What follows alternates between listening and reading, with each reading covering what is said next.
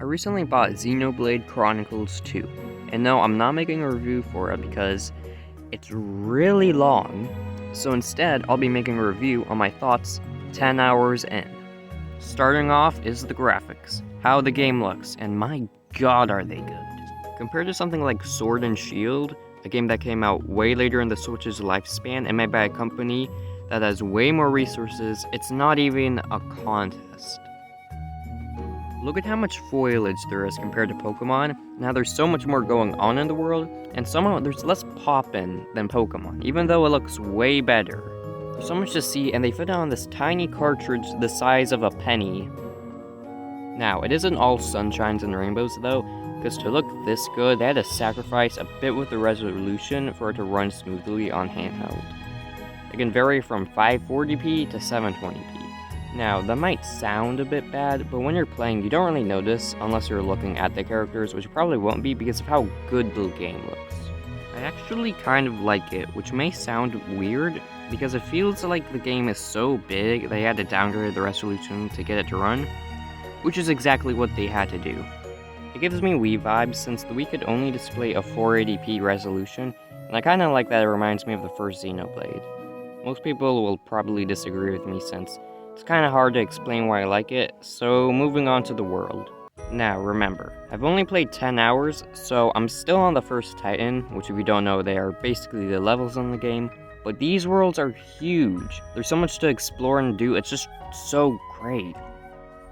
There's so many different paths and places to go that I haven't even explored yet because the Titan is just so ginormous. Not only that, it's gorgeous as well. Also, the fact that the Titans are living creatures is cool since you can see their tail and head moving while you're on them. But there are some cons, mainly 3. The first is that because they're so big, it can take forever to get to place.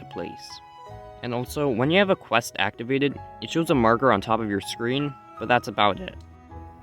Actually, after 10 hours I did realize that you could look on the map screen to see where your marker was, but if the marker is in somewhere you haven't been, then you have to rely solely on the marker on the top of your screen. And finally, there are some OP monsters on the starting area, like this level 80 dude who will one-shot you in an area with level 6 frickin' bunnies. But besides that, the world is a blast to play through. Some other stuff about the world is how the more side quests you do, it affects the Titan. Like for example, if you buy one of each item at a shop, then you may be able to get an extra item later. Also, since you're on the clouds, there's a tide system, which makes certain areas accessible depending on if it's low tide or high tide. Next, we got music, which can vary from great to fine.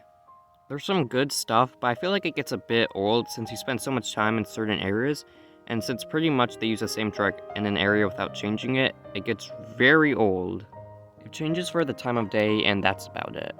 I wish each area had multiple tracks, which is a lot to ask for, but I think it'll be worth it since you spend so much time on each of the Titans.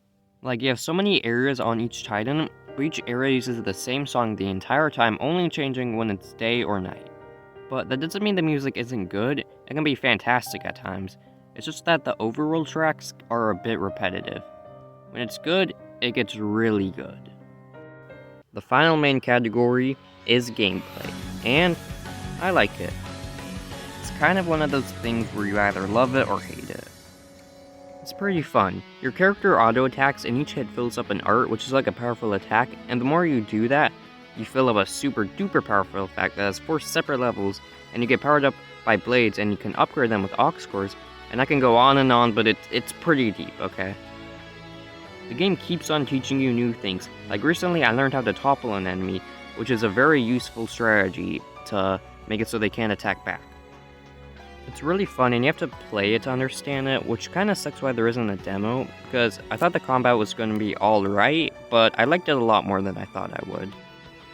There's lots of stuff to equip, like pouch items, aux cores, and accessories, which I'm not a huge fan of because I like it to be more simple.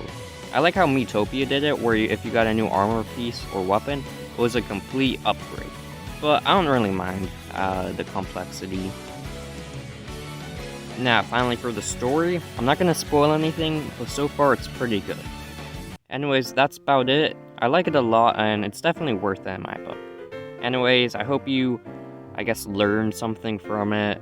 You know, maybe decide if you want it or don't want it. Anyways, bye.